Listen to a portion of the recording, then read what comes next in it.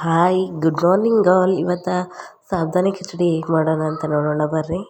ಸಾಬುದಾನಿ ಖಿಚಡಿ ಭಾಳ ಚೆನ್ನಾಗಿರುತ್ತೆ. ಮೊದಲು ಸಾಬುದಾನಿನ ನೀರಾಗ ಹಾಕಿ ಒಂದೆರಡು ಸಲ ತೊಳ್ಕೊಬೇಕು ಚೆನ್ನಾಗಿ. ಇಲ್ಲಿ ವಿಡಿಯೋದಾಗ ನೋಡ್ತಿದ್ದೀರಿ ನೋಡಿ.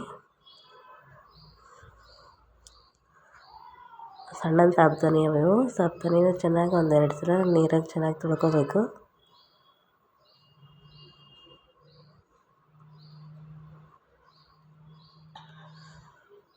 ಹಿಂಗೆ ತೊಳ್ಕೊದ್ರಲಿಂದ ಸಾಬುದಾನಿದಾಗ ಸ್ಟಾರ್ಚ್ ಇರ್ತಲ್ಲ ರೀ, ಅದೆಲ್ಲ ಹೋಗ್ತದೆ.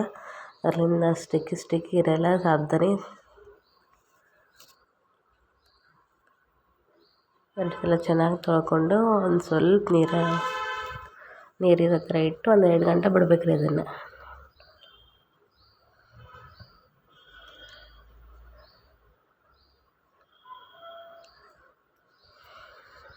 ಸ್ವಲ್ಪ ನೀರವ ನೋಡಿರಿ, ಆ ಥರ ಅದನ್ನು ಇಡಬೇಕು. ಹಾಗೆ ಒಂದು 2 ತಾಸು ಆದಮೇಲೆ ಇದು ಹೀಗಾಗುತ್ತೆ.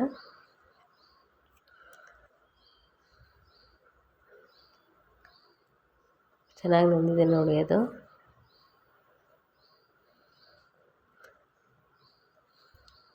ಸಾಬುದಾನಿ ಚೆನ್ನಾಗಾಗಿದೆ ನೋಡಿರಿ. 2 ತಾಸು ನೆನೆಸಿದ್ಮೇಲೆ ಇದಕ್ಕೆ ಚೆನ್ನಾಗಿ ಸಾಫ್ಟಾಗಿರುತ್ತೆ, ಹಂಗೆ ಸ್ಟಿಕ್ಕಿ ಇರಲ್ಲ.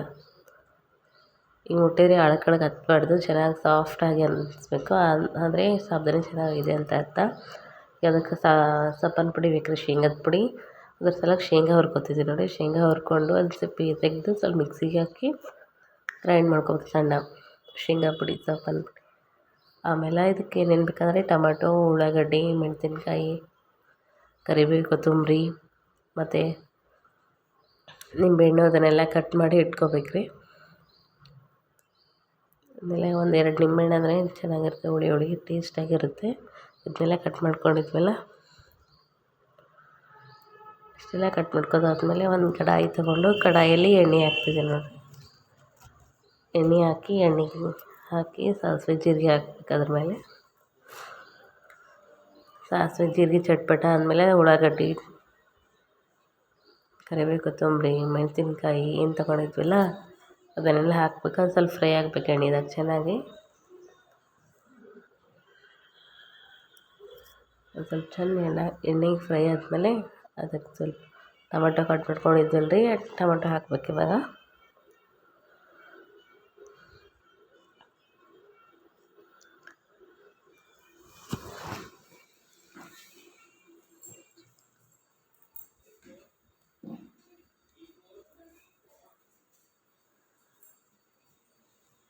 ಉಳ್ಳಾಗಡ್ಡಿ ಎಲ್ಲ ಟ್ರಾನ್ಸ್ಪರೆಂಟ್ ಆಗ್ತಿದ್ದಿಲ್ಲ ನೋಡಿ ಚೆನ್ನಾಗಿ ಎಣ್ಣೆಯಲ್ಲಿ. ಈಗ ಟೊಮೆಟೊ ಹಾಕೋಬೇಕು ನೋಡಿರಿ. ಟೊಮೆಟೊ ಹಾಕ್ಕೊಂಡು ಅದೊಂದು ಸ್ವಲ್ಪ ಫ್ರೈ ಆಗ್ಬೇಕು ಎಣ್ಣೆಯಲ್ಲಿ. ಆಗ ಚೆನ್ನಾಗಿ ಫ್ರೈ ಆದಮೇಲೆ ಅದು ಸಾಬುದಾನಿ ತೊಗೊಂಡಿರ್ತೀವಲ್ಲ ರೀ, ಅದನ್ನು ಸಪ್ಪನ ಪುಡಿ ಮಾಡಿರ್ತೀವಲ್ಲ, ಅದು ಸಾಬುದಾನಿ ಕಡಾಯಿದಾಗ ಹಾಕಿದ ಮೊದಲು ಒಂದು ಪ್ಲೇಟಿಗೆ ಹಾಕ್ಕೊಂಡು ಸಾಬುದಾನಿ ಪ್ಲೇಟಿಗೆ ಹಾಕ್ಕೊಂಡು ಶೇಂಗಾ ಪುಡಿ ಕಲಿಸ್ಬೇಕು ರೀ ಅದ್ರಾಗ. ಸ್ವಲ್ಪ ರುಚಿಗೆ ಅರಿಶಿನ, ಉಪ್ಪು ಎಲ್ಲ ಸಾಬುದಾನಿ ಇರ್ತಲ್ಲ ರೀ, ಅದಕ್ಕೆ ಸಪ್ಪನ ಪುಡಿ ಹಾಕ್ಕೊಂಡು ಮೊದಲೇ ಮಿಕ್ಸ್ ಮಾಡಿ ಇಟ್ಕೋಬೇಕು. ಇಟ್ಕೊಂಡ್ಮೇಲೆ ಆಮೇಲೆ ಅದನ್ನು ಈಗ ಮಮ್ಮಿ ಹಾಕ್ತಿದ್ದಾರೆ ನೋಡಿ ಹಾಗೆ ಹಾಕ್ಕೊಂಡು ಕಲಿಸ್ಕೋಬೇಕು ರೀ ಕಡಾಯಿದಾಗ. ಹಾಕ್ಕೊಂಡು ಅದಕ್ಕೊಂದಿಷ್ಟು ರುಚಿಗೆ ತಕ್ಕಷ್ಟು ನಿಂಬೆಹಣ್ಣು ರಸ ಹಾಕೋತಿದ್ದಾರೆ ನೋಡಿ.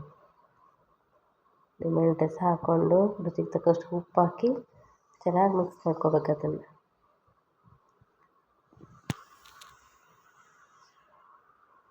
ಇವಾಗ ನಮ್ಮ ಸಾಬುದಾನಿ ಖಿಚಡಿ ರೆಡಿ ಆಯ್ತು ನೋಡಿರಿ. ನೀವು ಮಾಡ್ಕೊಂಡು ತಿನ್ನಿರಿ, ಹೇಗಿದೆ ಅಂತ ಹೇಳಿ ನಮಗೆ. Thank you for watching my channel. Thank you.